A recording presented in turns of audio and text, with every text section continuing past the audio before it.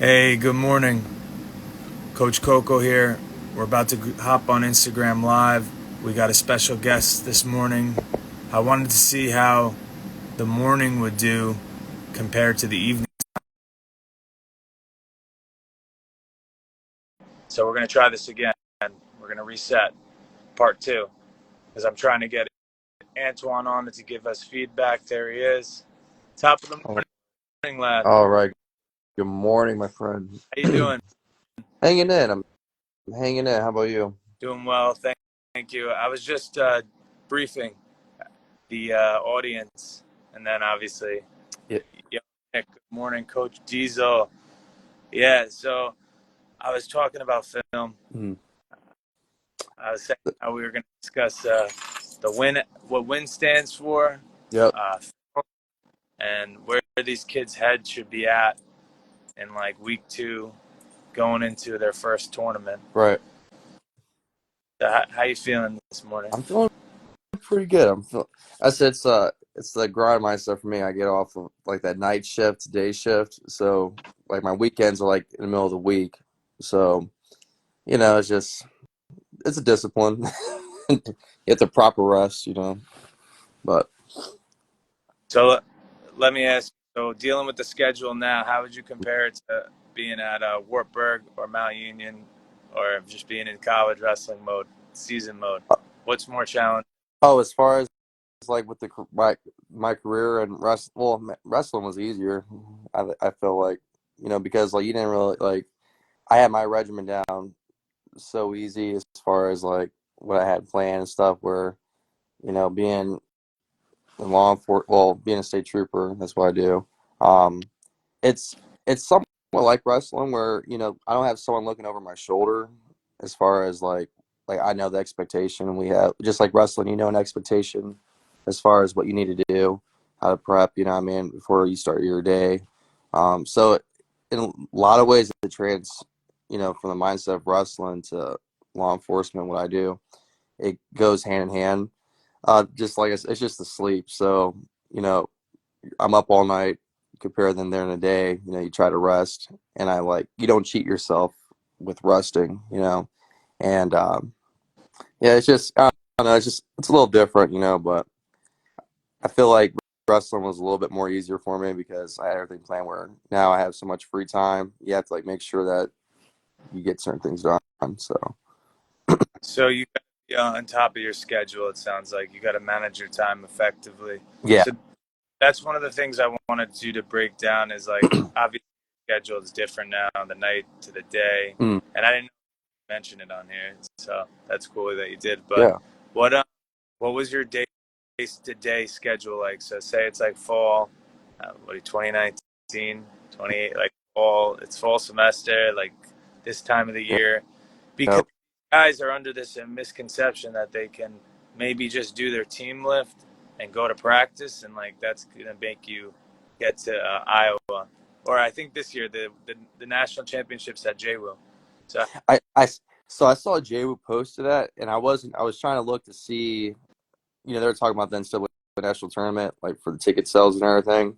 mm, I was like trying to see where the location was, and I couldn't tell. But that's awesome that they're hosting it at JWU. yeah, it's big exposure for like East Coast, That's Northeast. huge. Yeah, it's definitely a good opportunity. I mean, especially if you're a lot of these teams, right? Who wouldn't want it in their backyard? That's something that is underrated, right? Like not having to travel or minimizing travel time in terms Hmm. of Well, it mindset. also, Like, I mean, that's home field advantage in my opinion too. You know, oh yeah, you know where everything's at. You're already acclimated to the environment. I right? I don't know if I am a big believer in like getting the team there the night before, or like going to the venue early, and like if I'm coaching you, we go to the venue, and even if we don't get a workout in, like we walk around, so you get comfortable being there. Right. Yeah, I'm a firm believer. I think even my coaches would do the same too Yeah, in college, but even in high school too. I like doing that. You don't have to like. It'd be better if you can get a roll yeah, around in, yeah. but I don't know what it does. It's like mentally, you don't. It's like you're more at ease the next day. Like you just know, like okay, where everything's at. I don't know. It's like a less, you get less anxiety, Yeah, where things are at. I think you got to do a little quick tour, like instead of going straight to the hotel, unless it's like real late, right? If you have time to, you should go to the arena. You should go to the venue. So you're in agreement with that. You feel like that's a It's a great, good. Yeah, yeah, yeah. I wanted you to talk about the daily plan. yeah, Obviously, you had system. You had a system in place. You said it's easier. It was easier than like your routine. yeah, So, Antoine, what was your routine getting ready? yeah.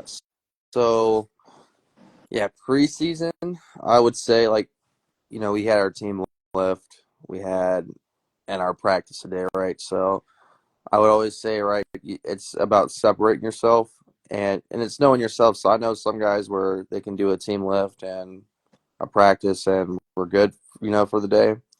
And then you got those that knew, like, preseason's designed when you're training. So by the time when preseason's over, you're already in, like, I wouldn't say top tier shape, but you're in decent shape. Um, for me, yeah, I would, it's going to sound crazy. So I would say I would go more into like my junior year than my sophomore year. Because I just kind of had everything down packed how training was. So I would get up 3 in the morning Three. and 3 in the morning. And the reason why I say 3 in the morning is because, and it kind of works out. It worked out because of my schedule I had during the day with courses. And so that's just, you got to be mindful about school. This is that balance element where you don't want to overtrain where you're missing classes, right? But then you Yeah. don't, but then you want most of that time that you do get that free time. And so, for me, this is gonna sound crazy. It sounds like a Mike Tyson story, but I would get up 3 in the morning and I would throw some Laras on and I would just go for a run. So at Mount Union, it was probably about, I would say, close to like 3 miles, where campus was, and there was a park with a huge hill, and I would go up and down this hill like stands motion, back pedal, like nobody there. And it was like a peace of mind. No headphones, no music. And for me, the reason why I did that though is because I knew back in my mind, even if my competition and I were at the same level, I would win because I'm making that sacrifice of training early. So I'm training at the times where these guys are still sleeping, you know. And so you do my run, do my stance of motion, do a lot of hill workouts, hill sprints, by myself. No coach there. I had no one looking over my shoulder, just doing it myself. I would get back. It would be roughly like around 4:30, 4:45. Um, I had my stuff already prepared in my locker as far as practicing in the morning and stuff. So I would meet my coach, uh, Malave, in the wrestling room. He would have a little circuit workout ready for me for like half the room, and then the other half. Well, I would either do a circuit workout or I would also drill and just do like a light drill practice with them. Super light, nothing crazy, just super flow, light drill. Like sometimes not even finishing, just working on setups. Light skill work. Right. And I'll do that for an hour. My classes didn't really start till like I think it was like 7:30, 8 o'clock. So, I would shower up, have my, I tried the day before, I have everything prepared as far as practice outfits, and everything, sweats, good to go. So it would just make the next day easier for me, right? I just have to go there, swap out by the, midweek, end of the week, and then that's it. So, yeah, have my breakfast. And I would tell you guys, that especially for the new guys that are coming in, always definitely get your breakfast in. That's the most important meal of the day. You could be cutting weight and stuff too, but I would say breakfast or like brunch per se. So like 10, 11 o'clock. They just get a really good meal because they'll just, like it just sets the mood. It's good for your body. Make sure you get the right vitamins in. I would take my vitamins every day. Um, so I would get done my classes around 2:30, 3 o'clock. Um, I think our practice used to start at 4. I think I want to say 4 o'clock. I'm not sure. It's been a little bit of a while, but I think it was like 4 o'clock. Have our regular practice, and then uh, come back. I'm trying to think 4 o'clock. Be done with that. Um, get dinner, get my coursework done. So it'll be usually I'll be wrapped up with everything around 9, and then I would use. So what I would usually do would get another. I would either get another drill practice in, or do like a little another like a little workout, little lift. Nothing too extreme, but just do something like little. So that way, like I go to bed at night, like feeling good, get the most in, and then I would just do the same thing the next day. I don't think we did our team lifts weren't always the same like every day either. So I think we had ours stretched out either 2 or 3 times a week. So yeah, the days where we did do our team lift, I would add that in instead of doing my own workout, but I would still get that extra mat time. So after our team lift, I would still go downstairs and I maybe would have a couple of the guys, maybe my drill partners, and ask one of the coaches to be down there. Um, and we would do like a light drill session and stuff too. So like I was constantly doing at minimum 3 workouts a day. So Yeah, that's what I was gonna say. So it's safe to say you were doing 2 to 3 workouts a day, and that you were doing extra work. Pablo, what's good? The coach. Yeah, so you're putting in the extra work. You're doing the extra time. You're doing these 3 a.m. Walter Payton, Mike Tyson esque hill sprints. My man's doing the backwards. right. But I remember when I was wrestling in college, we would meet in the quad at like 5:45 in the morning, and then we would 6. And obviously upstate, it's on the canal, so it's the Erie Canal, as you know, as Yeah. Yeah, I do know. Exactly. Yeah. we're on the canal, that campus. So we would run that in the preseason, and we would do longer distances, like you were saying, because the reason why a lot of these coaches are doing the runs, sometimes the wrestlers, is because they're trying to build your base. So when you're practicing now, you don't gas. Well, and here's the thing too. It's so I I somewhat disagree with the running to work on a pace. And here's the reason why I say that. So, like, running is good, and you can add that in. But what I learned, and you know this from experience, I know this from experience, right? The first thing that you experience before in a match as far as conditioning is what is muscle fatigue, right? Whether it's because of a cut weight or maybe it's just a good match where you experience muscle fatigue first, right? So a lot of coaches, what they do is they think that, and I wouldn't say it's not a lazy mindset, but to me it is because you hear there's a difference between running shape and then there's wrestling shape, right? The top, like the top coaches would tell you that there's a difference, right? There's different ways that you can add in training as far as having them working on pace shape, right? So I would say you could do the running as far as like even like like hill workouts, right? That was always a big one, or stand workouts. Yeah, the hills, you brought it up. Like what you were doing is different though than straight linear like distance running. Right. Like whenever you have a hill, you're the acceleration. It's also like more joint friendly. Like me and this kid who's commenting in here, we used to sprint the hill, Nikki. Like sprinting the hill is it's not like as much volume on your knees and ankles because you're going at an incline, so it's Mhm. almost doing like a strength workout Right. simultaneously. Really, running the hill is really good. It's why it's been around since the dawn of time, like all great things. Right. But I do agree with you. Yeah, you could run these kids to death, so we don't like, for the lack of better words, and you could be in like great distance or even sprinting shape, but you can still gas in like a minute when it comes to actual grappling. Right.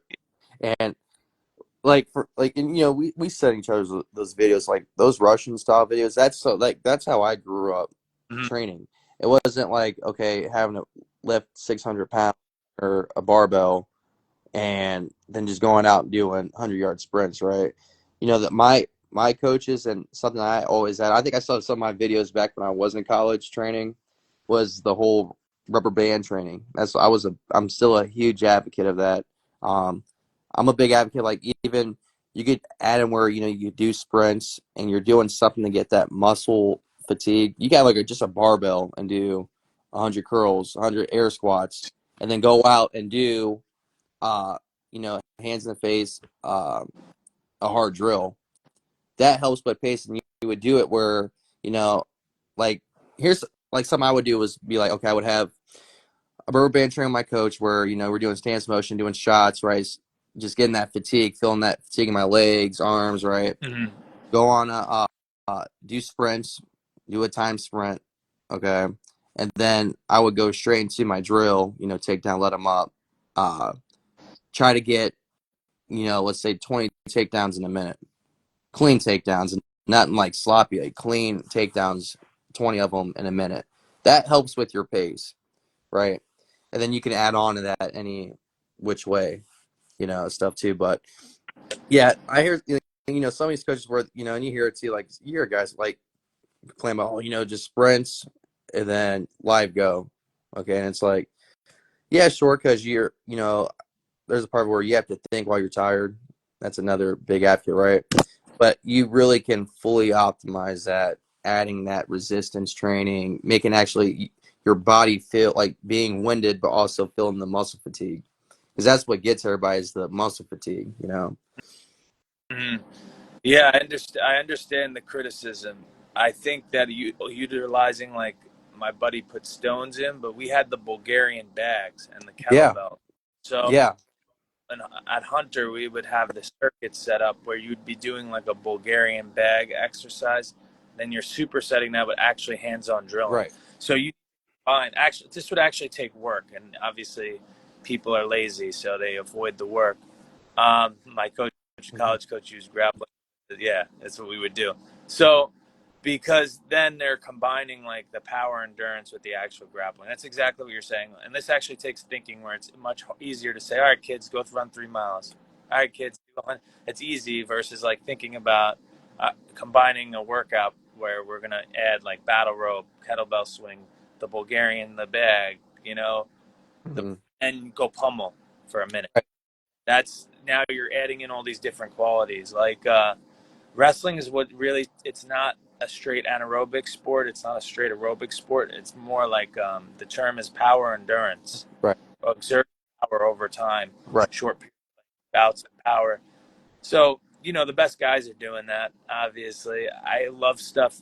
I love getting outdoors. I think like even with the weather now, Mm-hmm. like these guys should be limiting the time inside, especially in like our climate, Northeast, Ohio, New York, wherever Right. be in Massachusetts, like because there's just something about outdoor training that taps into like the primal instinct and also like nature and circadian rhythm, like Right. your body adapting to the sun and like the sunset, sunrise. Especially since all these kids are up all night anyway on their phone. Like Right. Oh, I agree. Oh, yeah, we can. maybe they could get some sunlight and go to bed. Right. You know.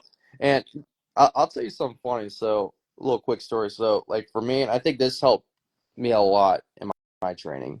So, especially during like the winter, I would say December, I think it was started more like towards the end of December after preseason and just throughout the season. Everyone on my team could swim. So I'm not a good swimmer. Okay, especially deep water. In college, I was like, hell no, I'm not dealing with it. I didn't get over my fear of deep water a little bit. So actually, I went through the academy to be a state trooper for the first time. Everyone was like shocked by it. So I was like, I never did. But what I did do, and I thought in my head that this would be the best training. I'm not sure it's because it's the Russian in me or what, but nothing is better when you can throw on, some layers and just go run out in the snow. You know what I mean? And because the air is cooler, it's thinner. It hurts to breathe. But I always felt like after the guys on the team would do like the pool workout and stuff for like an hour and a half, I would go run hills, my normal workout. My coach was fine with it. And, I'll do my stance in motion, be out in the snow, come back. And I know like when I hit the mats that day though, I felt so good. You know what I mean? My lungs felt good. Like I felt amazing. Instead of doing the swing, and I get to like swing helps because it builds. You're working all those extra muscles that you can't hit. But for me, it was like my cardio. Like I was in phenomenal shape. And it was because of I always loved running in the snow. So You were hitting the Rocky Four. yeah, oh yeah. I would play the soundtrack too. I would play the You soundtrack were too. So you were hitting the Mike Tyson 1985 uh, running workout. Then you're hitting the Rocky Ivan Drago. yeah, I swear that's where it's at, man. And it just So I think that. really, and it does something to you, right? And it's It's like for me, definitely guys stinks. guys aren't training like this, and that's what like the peace of my mind. Like I knew like guys are not training like this. Our training now, because of technology and social media, is way too advanced. Like we're overcomplicating things. We're majoring in the minor. Like the basics work. The like basics. I love the swimming idea because it's low Yeah, impact on the. yeah, So like if you're drilling and going live every day, like that helps with injury right, resistance. I'm a right. the bike, like the Yeah, elliptical, obviously, airdyne, anything that doesn't have like a I know I'm getting like into the eccentric phase, like so lowering, like it doesn't create soreness. So like the sleds, like right. West Barbell out there in Ohio and Columbus, like they basically revolutionized like the sled training and the prowler, like the pushing, Yep, and it's because they wouldn't get the guys sore, but they right. condition. So like you have to analyze that as a coach, like the soreness, because typically soreness that it leads to injury, right? If your legs are super sore, I feel like your knees are more susceptible, Right. something or an ankle, right? So you got to all the athletes got like yourself's got to balance that out, and also the coaches have to be like, and if you have a kid who's like injury prone or maybe on the mats for like 5 6 years, they're like a red shirt, like it Yeah. might be good to throw them in a pool instead of getting on the mats. Like, is that one extra day really going to help them? They're And, year. like right, and sometimes I mean that one extra day though can though, what I mean? It's just knowing, Depends on, but as knowing the room and feeling your, what I mean, the environment. yeah, I guess it's like the push pull, right? There's some every athlete's different, so some you have to push to do extra depending on the area they need. Yeah. Like, and some guys they gotta help them from helping themselves. Like you have to pull the reins back a little bit and be like, "Yo, take it." So I will tell you this, and this is a good one to bring up because we're talking about like with training. And so this is just something that happened to me. This was my junior year college, and this was right before national duels.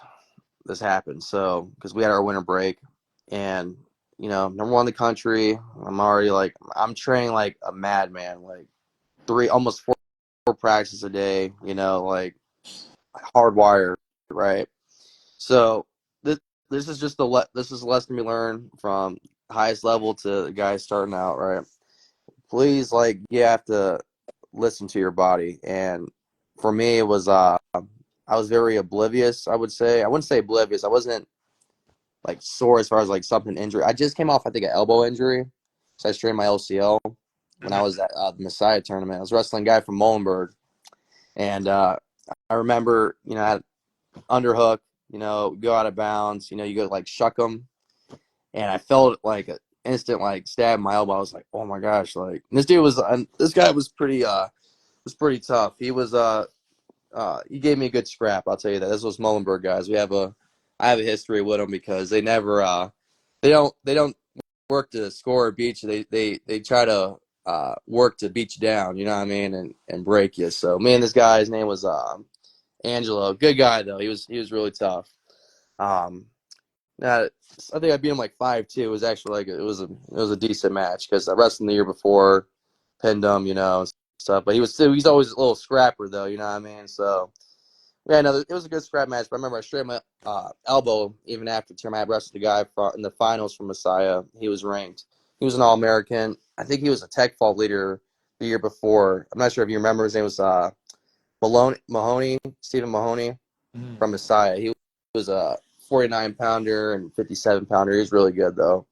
Um, but that was a match I really wanted to get to and everything. So like I was pumped to get that match because he beat a couple guys on our team, my team that year. And he Some was always a weight class underneath me, and we had a little animosity. So I was able to get a nice win over him. But I never after Messiah, I was like, man, I felt like something was off with the training, and so we had that break from Messiah to national duels. It's like 2-3 weeks in December, so it's after Christmas. I think it's like 2-3 weeks off.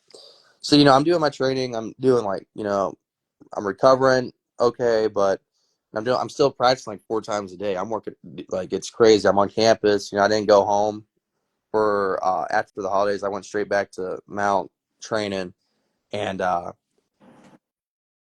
turns out, I'm in practice, and it was like that. I remember this that first week. I do remember this day, and I felt very lightheaded, Mm. like very like airy. Like if you, I always think about and I'm thinking maybe it's because I'm not hydrating right and stuff. And I was actually I felt I was, but I wasn't. I would say.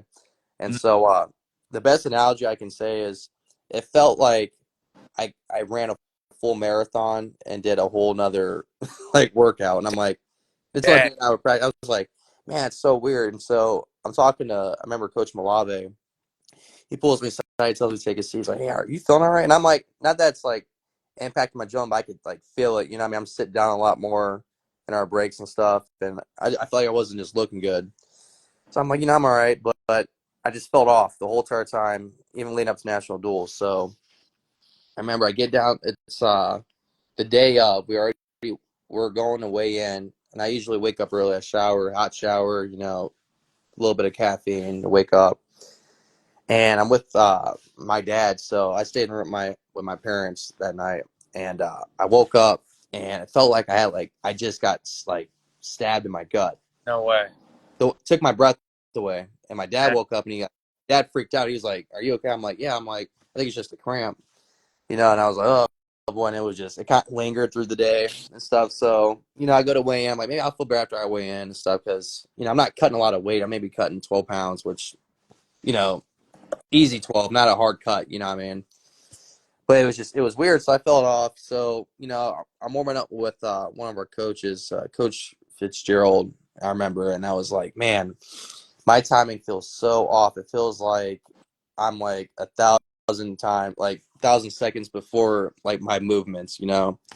And wrestled my first match. I'm wrestling a guy from NYU, No believe. and this is literally what happened. I took this guy down the first 10 seconds, right? And all I remember is I blacked out. We got out of bounds, blacked out. Woke up, they waved the match. I was What? like, yeah. And so, it was the craziest thing. Just completely like I took him down. I remember took him down, got to. It was like not even test, like, quick takedown, right? And I rolled over, and all I remember is just kind of blacked out. And then I woke up, and the match was over. My coach called the match. So they must have saw something on their side, right? And so I just felt, I felt like I had to go to the hospital. So we're down in, it was when it was in Kentucky. So we go to Kentucky. Was that? Yeah. Wow. So we go to Kentucky I wanted to go to the hospital near us because I didn't trust us hospitals down there and not to, I know my doctors and stuff. So, um, Knowing yourself. yeah, I know myself, right? So I'm like, okay. So I go to the hospital, and the next day I'm with my dad, and they do blood work and everything. And this is what they said. It was the most craziest moment of my life. So they say they said that the doctor comes in, he's like, "Hey, I'm just gonna be honest with you. You're dying right now, and that you have rhabdo." So my blood tissue, my muscle tissue was already in my bloodstream, and my kidneys were already breaking down my muscle tissue. What? So For this. yeah, so I got I got transported to another hospital, and actually no, I'm lying. I didn't get transported. What I did was they asked me like the treatments and stuff. So I just sat in the hospital, and I just had IV treatments all day because there wasn't like too much you can do at that once it gets to that point. And so luckily I got to a point where um, I didn't die from it, luckily, but I was dying from it. You're And on literally, them live. it was from the overtraining. I think it was the overtraining and the stress that I add to myself, but it was definitely the overtraining. And that's what my doctors were explaining, like you like fully exerted yourself to the point where your body shuts down and starts having to break down, you know what I mean, because of, the training. So, what happened so this is like 2020. So I this is just me being bullheaded. This is the full story. I'm giving to you uncut. I was supposed to recover and be out for like 3 weeks, 4 weeks max, right? Mhm. So I was like, no, I'm gonna recover for a week, you know, and I'm gonna go straight in the training. So this is what I did, and my coaches thought I was crazy, and you know, blame them for it. It's really like myself being bullheaded, right? Because and they guys thought because I injury forfeited that top guy, number one guy, you know how it goes, right? Yeah. Rankings, top is whatever. I'm like, okay, even though I didn't really consider it a loss, but I'm like, whatever. So I go there. I practiced only. I remember that Friday, and we had John Carroll. We had a try meet at Mountain Union that Saturday. So I was already like on weight, but like my muscle mass I felt was gone Yeah. for sure, and I still felt like kind of off. So I remember we wrestled Ohio Northern, and I felt the same way as I did before. It was the weirdest thing, and even though I pinned the guy, to me I'm like, yeah, something is definitely off right now. And so, needless to say, I'm wrestling, John Carroll. I'm up 8-0, going to work on a tech fall, like going in the second period. Same thing happened again during my match, and so but my eyes were yellow, and so That's like joint. I, Right? it's a liver. So I ended up I had to go to the hospital again, and Oh then I got man. I got diagnosed with a thing called Gilbert's disease. So it's Uh, liver naturally produces bilirubin, and that's like it's like a toxin that breaks like stuff down. And I guess mine produces too much, where my body doesn't break it down, but it acts like as a rat poison in your system, and so you no. get jaundice and everything, but you get the fatigue and everything. So technically, I had Rhabdo and I had Gilbert's Stop at the same time. the. So I took. So here's what I did. So my doctor was like, "Well, all right, here's what you're gonna have to do is either you stop wrestling or you go up a weight class." I was like, as soon as he said go up a weight class, I was like, "Oh yeah, I'm straight." So I'm what not. I did was, yeah. So what I did was I didn't compete from. So I was out from uh like beginning of January all the way till I didn't come back till regionals, the regional tournament Oh, at 65. And so that whole time I just kind of like trained, try to get my strength back to where it was because like my strength wasn't there. And I felt like over the years where I'm now just kind of getting my strength back to where it was. But it was like the craziest thing. So um, we do that and then come back at regionals, literally like almost pin my way through regionals. I think I lost in the finals, like close match, like to the guy that was number one in the country. It was Hatch from Wabash. And it was like, and I knew what I had to do. I felt good, like, on the national tournament, like, beating him. Because I was beating him during that whole match. A couple of little brain errors, but I was like, for me, I was more concerned about having that time, getting to the national tournament, and having that week of training and making the adjustments than just, like, blowing everyone out at regionals. Because my plan wasn't, like, to pin everybody either at the tournament. It was just, you're clicking, you're going, you're good to go. And my coach was asking, like, hey, do you want to, like, forfeit the match? Like, because we qualified, there's no need to put your body through, what I right. mean, another Top match. three. And I was like, but he was like, it's number one guy. And I'm like, I'm still my guy. You know what I mean? I'm like, let me get that match. And just to send him a message, what's up? You know what I mean? And it was good. So, we get to the national tournament. And that's when I think, that's when COVID hit and they had, it ended up, canceling. But, I would have, the bracket would have been crazy because I would have had Hatch, I think in this, I think the semis or the quarters and stuff too. But I felt confident, like I felt great. I had a steak dinner the night before, like I was like good to go. And so but it worked out. I still made, I think, made first team that year and stuff. So we're ended up working out. It sucks you didn't get to compete and everything train, but I learned a valuable lesson about training a lot more. I was definitely more aware and being mindful because a lot of us, you get to this point where you get that grind, like fight through everything and stuff. But literally, my body broke down to the point I almost died from that. So, yeah.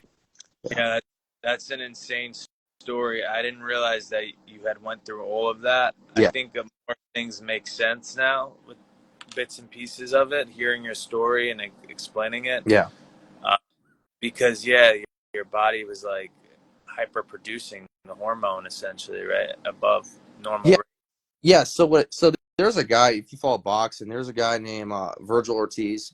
Oh, Virgil Ortiz. He had the, Right? Yeah, the one that he was at 147, and then 154. So his, because I follow a lot of fight camps and stuff too. I love it. Love following it. Love seeing the the behind the scenes. But he didn't fight for a while because he got diagnosed with rhabdo and stuff. uh, And that's it, why he stopped. yeah, so it's like that rhabdo stuff. It's serious. Like, so if you catch it like earlier in time, you're good. You know what I mean? It's still tough on your body, but you're still good. But there's guys like myself where I was at the very last end of that, right? And you just know like something's off, and I remember like my piss was like brown, but like I'm hydrated. It's the craziest thing because I'm hydrated. I'm mindful about Yeah, cutting weight and stuff. It wasn't a bad weight cut at all.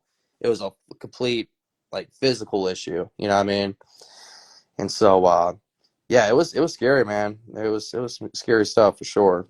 So it sounds it. I think the big lesson here is know yourself, um, self awareness. Self knowledge, self mastery.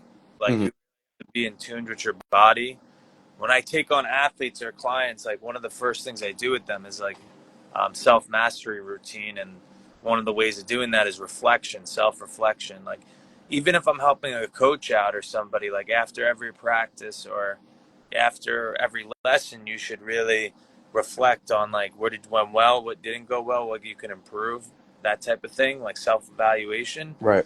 So one of the biggest what you're advocating for is these guys to have an evaluate yourself, how you're feeling, knowing your body, knowing where you're at, knowing yourself. And Because I would say this, like, especially on the coaching side of it, right? Like, so I feel like, I don't blame my coaches for that, but at the same time, too, like, you have to know your guy. So, like, like, I'm one of the guys in the room. You had me and Jordan James. We're both ranked number one in the country, right? And stuff. So, you just got to know. I think what it was is that I was so, like, everyone in the room knew my standard as far as, like, school and how hard I would go in as far as the training that they couldn't tell. But I think it was when I had that convo with my coach. My coach probably should have just told me like the tape because he knows me and he sees it. But that's where communication has to come into play. That's from the wrestler to your coach, right? If something feels off, you gotta let them know. You know what I mean? I think it's up to your coach, especially if you have your best guy in the room and he tells you something's off. You have to like it should be like red flags. You know what I mean? If you have a guy that's used to training at that high pace, that high level, so you have to you have to dive more into it. 'Cause it could be something, like I said, like my situation actually could be something a lot more serious. You know it what I was, mean? So it's, I'm happy you're healthy. God bless. God willing. Like that's an insane story, right. Coach. So it's just part of, I call those the wars and stuff. And so, but then on the flip side of it, right? I'll tell you just another quick one. Now when I went to Wartburg, right? So here's another thing that people don't understand. So they had the mandates and stuff. So here's what I was, so 2021, I graduated from Mount, and I was already starting, I was already planning on going to grad school, and I wanted to, like, save my last year competing. I wasn't competing in 2021 because everything was up in the air. D3 was Right. all over the place. Everyone was just all over the place. And so at that time, I was almost thinking, like, to go on, D1 or something because I had some guys reach out some big schools that, I easily could have definitely, make line up and did my thing and stuff. Right. So I was like, oh, I don't know yet. And so I was like, I want to stay D3. I want to wrestle Oxford. That's what I want. I wanted, my payback with them and stuff. So um I didn't compete. So it's just the backstory of all this. And this is good stuff to know for wrestlers too, that if they end up going through stuff that I went through. So it's 2020. It's after COVID, 2021. I already made my mind up that I'm not competing. I'm saving my year eligibility. I'm just going to graduate from out and just kind of get ready for the following year, right? They started the COVID stuff up. I was like, nah, I'm not dealing with that at all. So we go, I was already, like applying for grad school. Like I wouldn't say applying. I was already like reaching out to schools and stuff and everything. And so, they have it where there's like NCAA guidelines as far as that, right? And stuff, because you can't be still.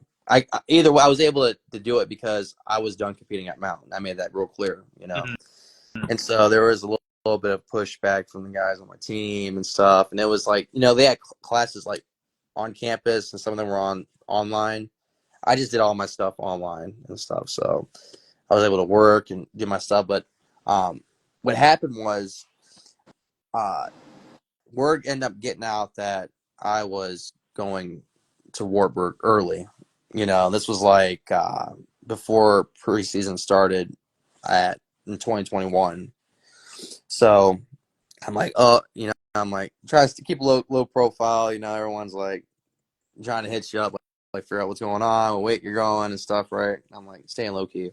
So word got out. I had to talk to my guys at the athletic department because they thought, you know, they were saying that, hey, they they have to. I guess they have to release you. Supposedly, it was the weirdest thing. I'm like, well, I don't get how I need to be released if I'm graduating from here. You know what I mean? And that's what I was telling them. Yeah. I'm not training at Wartburg or anything because it's way out in Iowa. I'm here. You know what I mean? I have to finish my school here. And so there there was like a mini investigation on it, right? Now, I did it the right way. You know what I mean? I applied, I got accepted, and it was for grad school. So pretty much what the NCAA told me in the athletic department was that I wasn't allowed to train nowhere on Mount Union's campus at all. I couldn't step in the wrestling room.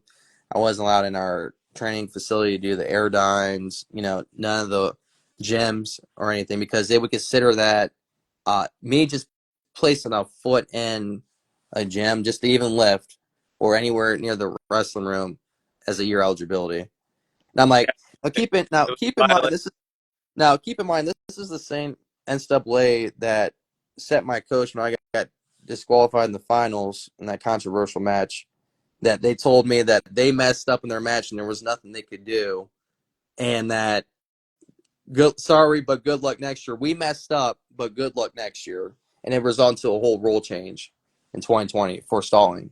So I'm like, okay, like I think that's a little bit of extreme. So I wasn't allowed to like talk to my coaches or anything. I was like out of state completely. Like I pretty much just stayed off campus from out until I walked I had a couple courses my last semester, and when I walked off and got my degree. Um, so you know, I was doing my training and stuff, and but I wasn't like on the mat at all. I couldn't really go anywhere to wrestle because I had a microscope under me that whole year. So, you know, I ended up going to Wartburg. That right after I graduated from out, I'm straight out training at Wartburg. I'm doing 2 practices a day. I'm with their personal trainer, hitting the mats, getting back into it. And now at this point, I'm going off 2 years without touching a mat since COVID. And so so it happened, you know, I'm doing the training all summer. They had the COVID mandate still, and that was during that time with all that. And I told them that, like, yeah, I'm not dealing with it. I'm not doing it. And so I ended up going back home. Actually, I still kept doing grad school because I was already in school at that time. I already had like my first year down at that time, or like the first semester down. So come back. And so I didn't come back to compete that year. That was my last year competing till 2 weeks. I think it was 2 weeks out of regionals. They called me up. Hey, we got the mandates come down. You want to still come and make a run? And I'm like, you know, in my mind, it's awesome. Cause I have Wartburg and Coach Keller. You know, shout to them, Coach Landon, and all those guys at Wartburg. They're my family. That's my like second family. And you know, that's crazy that they can see that in you. You know what I mean? Even the layoff. You know, what I mean, it was a layoff issue that I had, but yeah, you know, I made my run. I did it with 2 weeks of just training with those guys in the room. And I'm like, my guy, David Hollingsworth, he was a 5-time All-American national champ from Wartburg. He was my drill partner. And like, you know, I'm like taking it to him. We're pushing each other. And he's like, dude, it's crazy that you're in this shape and it's from a 2-year layoff. You know what I mean? But like I said, I felt at that regional tournament because you got to think guys are at their peak. This is what I learned. Regional tournament guys are at their peak. You know, It should and I be already and I starting. knew about that before. Like I knew that going in. Man, like, and that's the part where I learned to respect the sport. This is what popped in my head afterwards: is respecting the sport because you can't just come in, even like a guy as good as I am, but taking that time, like that long of a time off, cold turkey, no mat time till I stepped out there. You feel it, I mean, and stuff, and you respect the sport. Like, yeah, this actually takes time to get to that level to be where you need to be.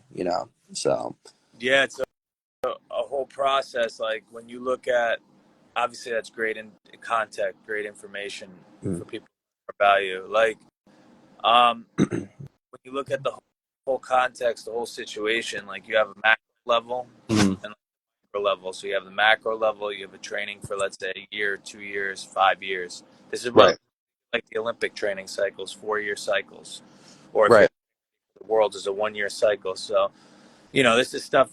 I think I sent you an old video recently. It was like Dr. Yuri Verkhoshansky. It was yeah, like I sent one of my guys at too recently to another guy who used to wrestle for me because he was talking about like plyometrics. Anyway, you got to peak, and so you have the macro cycle and you have the mesocycles, and so a mesocycle might be 4, 8, 12 weeks. So yeah, it takes longer than people think to get in shape. It takes a good amount of time to build a strength base in the off season. right, That's why you need to have an off season, a preseason, and in season, and have a plan, but it goes back to what you're saying. It's like you can't be lazy. You have to be creative and you have to be intentional about designing these workouts. When you're looking at an athlete's entire year, 2 years, 5 years, 12, right, 18 years old, 25 years old. right, I, exactly, I referenced it earlier. Like if you have like a 50-year heavyweight, you might train them differently than a 125-pound freshman.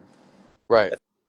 For Is it as a true? college, True, you have to approach those on an individual basis based on their needs. right. Um, and yeah, I think that having that time off, at the end of the day, it worked out for you. It was an unfortunate situation, but you realize certain things, and you never really went on off your morals or your built values or belief, and I think that's the biggest thing. So, Yeah, wrestling is important, but it's not everything at the end of and the day. it was great too because then I was part of that national team title too. So I had a chance to be a part of that, which to me meant the world because that was probably the part of my career that I never had a chance to really. It's different. Great. It's different, you know what I mean, and stuff. And it was so it worked out. That's how I was able to end my career, and I'm like at peace with it. There's nothing I would go back and change at all. As you should be. Yeah, There's a lot, grateful for and some strong accomplishments. I wanted you to talk about the WIN yeah, acronym. yeah, absolutely. I think Yep. that's the highlight. Yeah. So this is like not just like in wrestling, but just anything you do. And when it means stands for what's important now, right? And so I'm really about the whole idea of like carpe diem, right? Seizing the day.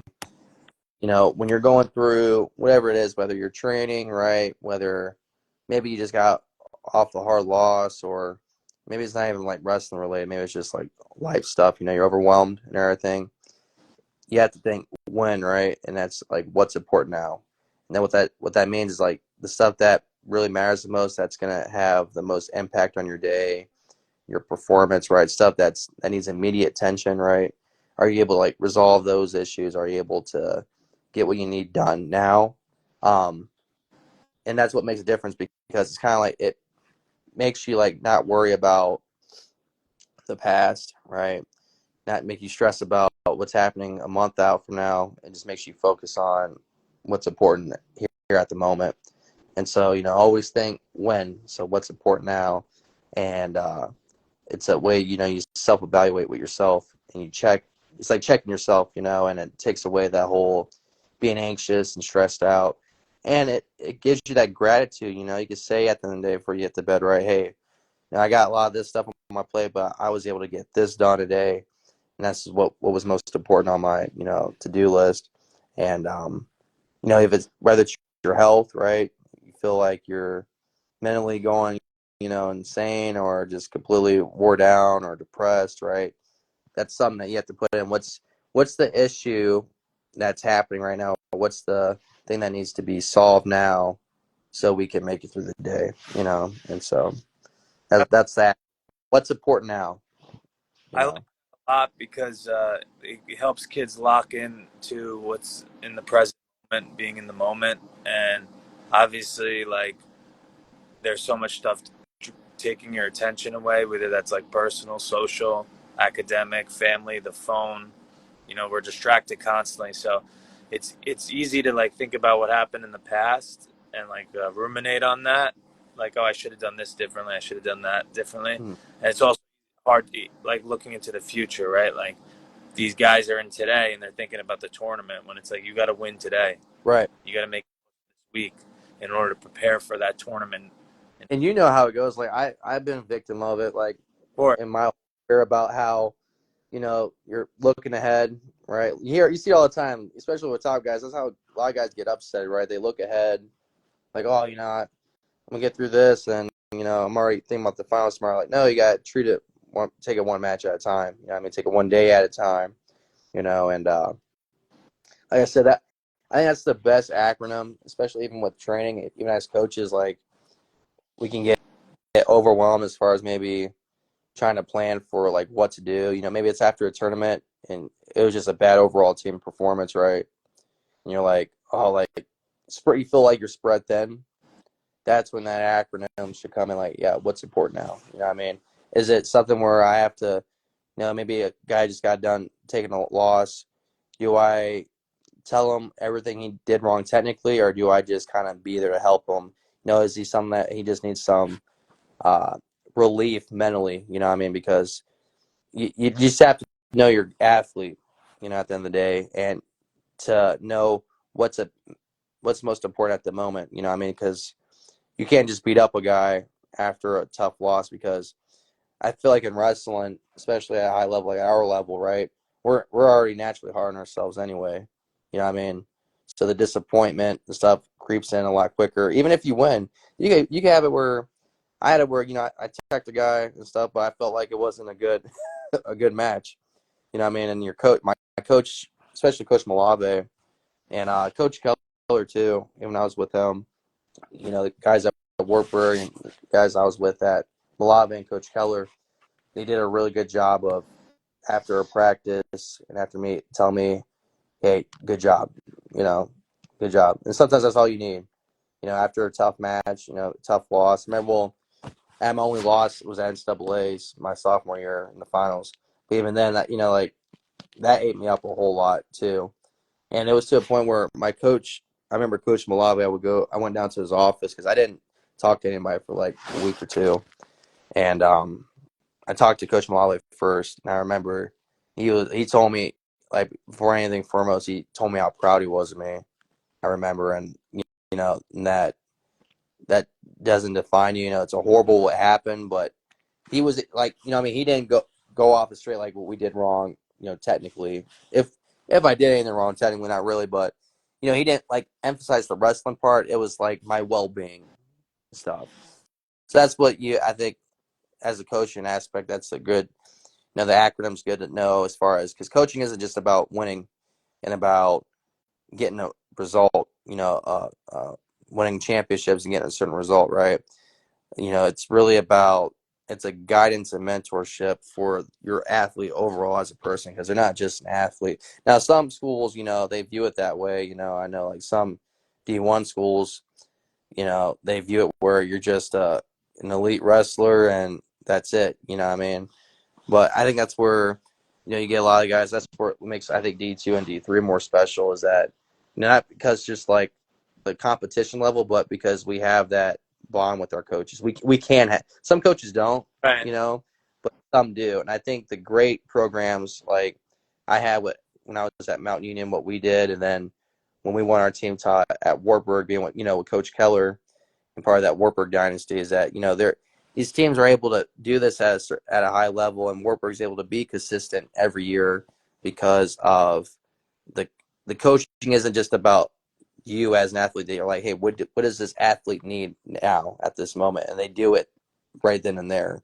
They talk to them, they have those open lines of communication, and they care about you overall.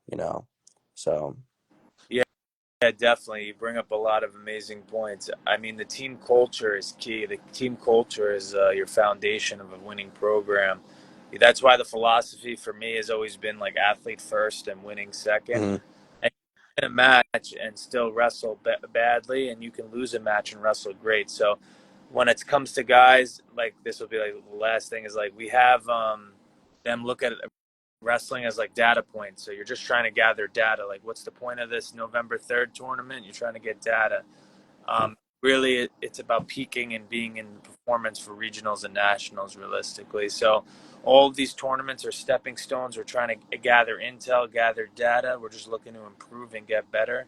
Like our operating system has to be a growth mindset, like improvement, improvement, improvement. Because even if you win the first, second, third tournament of the year, it doesn't really mean anything in the grand scheme of things in terms of performance evaluation. It needs to be ongoing and over time, right? So right, not emphasis even at the college level on winning because again, um, winning can disguise a lot of mistakes actually, yeah, like improvement areas. So it's like it's not the and we have to reframe the way of winning and losing just in the sense of so we can keep getting better and keep getting ready. So right. we don't like And it's like, and it's kind of hard to say too. It's like, yeah. and it's not to say like the season doesn't matter. You know what I mean? Of Like, course, every match of course it matters. You know what I mean? You want to win. Of course you want to win, right? But like any that's a given. Any right. like that's like yes, we want yes, competitive, yes, winning, yes, But baseline, I'm telling you, especially in our D2 and D3 in particular, right? yeah. There's Sign off with the winning and like how to look at it because you were undefeated in 2019, right, 2018. right, and so My book. yeah, like for me, but like I don't know, it was weird because like I kind of came on fire my going in my sophomore year because I'm not gonna go for the time's sake being right. Notre Dame. I was at Notre Dame College my freshman year. I was ranked eighth in the country as a true freshman, and pretty much I got pulled from the starting lineup for a senior the week of regionals, just for the guy to lose to both guys I ended up beating and not make it to the national tournament. And then I think as a team we took second. We lost to St. Cloud by like half a point. Well, yeah, Team race, right? So I kind of came on, and so I ended up actually losing a year eligibility because of that too, because I couldn't redshirt at that point either. So I was very frustrated, and so but I looked at my season, right? So I took third at Michigan State my freshman year. I took second like almost at every open except for John Carroll, and actually at the John Carroll tournament, I wrestled Dempsey King. That was the second time I wrestled him was at yeah, you got uh, John a lot. Carroll. So it was another good win, you know what I mean, at the time. And I had a lot of great wins, and I wrestled a lot of league guys: Makai Lewis, Brett Romanzak from Ashland, he was a national champ. Bunch of All-Americans, like I felt like I was at that level and stuff, but instead of playing the whole victim mindset, right? Like, oh, like I just worry about next year, and stuff. I knew in my back of my mind that I wanted to transfer. I was transferring, going somewhere else, and I didn't care where I went, whether it was either I almost went to California Baptist. They're in the Big 12. They're recruitment heavy. Um, and then I had like a couple other schools, Cleveland State. Backyard. Ohio State, they were reaching out for a minute. Almost did Ohio State for a minute, and then Mount Union and stuff. So I didn't care. I was like, I don't care where I go. I want to get back on here and I want to hit this full steam. And so I chose Mount. And then I remember they were talking about Cross Canoe, and he was the name the whole year, because he was just dominant, beating everybody and stuff. And yeah, I was like, that's it. And so my mindset wasn't really about just winning, I would say, like just beating these guys. I wanted to dominate every single person from every position. That was my whole mindset. And I remember, I'm not sure if you remember Gerard James from Mount Union. He was Jordan James' older brother. Oh, Uh, okay. Yeah, he won it in 2017, 2018. So when it was at Cleveland. that's great. So Backyard. he was my drill partner, and we went right at it. We were training and stuff, and that was my mindset. And I remember just off rip, man. I took one match at a time, and I was like, I'm gonna dominate. That was my mindset. I was just gonna dominate, right? Losing was nowhere part of my. I wanted the smoke. I wanted all the best of the best, and we did that. And it was just all the way through. And like when I would do my match breakdowns, I wasn't closed minded or nothing either. There's some matches that I had that were tight. What I mean, that were somewhat close. My summer had a lot. I had a lot of pins, but I had a couple matches against the top guys that were they were good matches and stuff too. But what I did was I know especially like matches that were at national duels when I wrestled Burt at Wheaton, right? Wheaton was a big tournament because that was our like last big one before uh, the regionals and stuff too. But these high level guys running to be at, and then we just took note, and that was it. Just improved, constantly improved. That's what I'm saying. That's got to be the operating mindset of one based on improvement. But you guys heard it here first from Antwon. Have a domination mindset, have an attack style mindset. Look to score points and win every position. We focused on winning positions and scoring points over just winning the totality of the match. Take it one match at a time, especially in a tournament format. I usually tell the guys, like, look at it as like mini duels. So take like from warm up to match to cool down. Even if you're the first seed, hypothetically, no, like the odds of becoming the first seed, and there's politics, there's all types of things. But say you are the first seed, well, you got the round of 16, then you got the quarters, the sem. You're gonna have 4 matches, 3 or 4 matches before you get there. So you got to take it one match at a time. Get outside the arena, get some air. Like we said earlier, the night before, it's a whole process. So that's a big thing. Listen to what Coach Antwon's telling you. He'll be back on the scene soon, but we'll definitely do this again. I wish we could talk for another hour. Yeah, I really would, but we'll definitely get another one going next week or the week after. We got a busy month coming up, but yeah, absolutely. we appreciate your time, Antwon. Thank Hey, you much for everything well, thank this morning. you, Coach Coco. He knows his stuff. He's giving you guys free game as far as the coaching and the wrestling. It's incredible. Nope. He's definitely, I would say, in my opinion. Here. Hey, I would say this humbly, right? Is that you're a coach that definitely understands the whole mechanics of the game, and I highly recommend anybody in your area, my area, to reach out to you and get the training and the guidance you need from Coach Coco for sure, hands down. You guys heard it here first. Appreciate you, Antwon. Thank you again very much for your time this morning. Yep, thank you, Coach. All right, brother. Take care. Yep, We'll you talk too. soon. Talk to you soon. Um, Later. Later.